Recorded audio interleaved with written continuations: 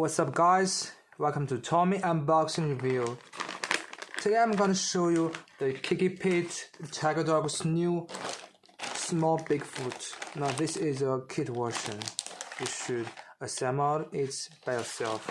Now this is the stickers here, the soft body, and 2S small batteries.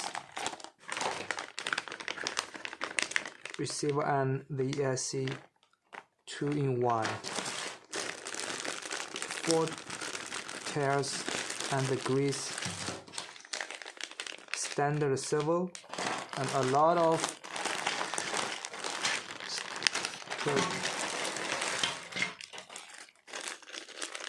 plastic gears, screws here.